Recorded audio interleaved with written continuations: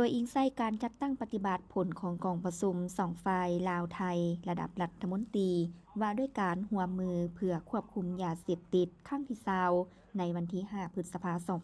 2025ที่ห้องการกวดกาและควบคุมยาเสพติดสำนักงานคณะกรรมการป้องกันและปราบปรามยาเสพติดแห่งราชอาณาจักรไทยได้นำเอาสื่อโฆษณาผลให้ของยาเสพติดมามอบให้ห้องการกวดกาและควบคุมยาเสพติดกรมใหญ่ตำรวจกระทรวงป้องกันความสงบ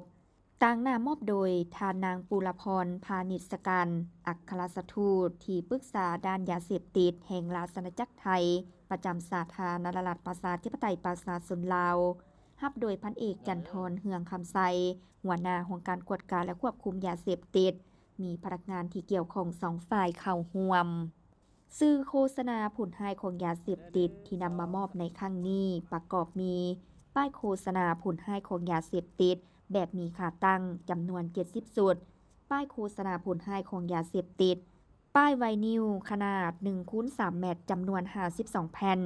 ป้ายโฆษณาผลให้ของยาเสพติดป้ายไวนิลขนาด3คูณ9เมตรจำนวน4แผ่นรวมมูลค่าทั้งหมด 100,000 บาทในโอกาสนี้พันเอกจันทรเฮืองคำไซก็ได้ต่างหน้าให้คณะพักคณะบัญชา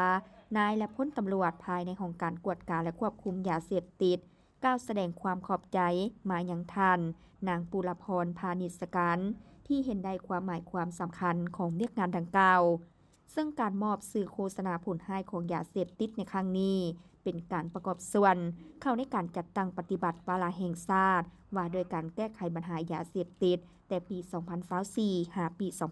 2025 และจะได้นำเอาสื่อโฆษณาดังกล่าวไปติดตั้งอยู่บรรดาด่านสากล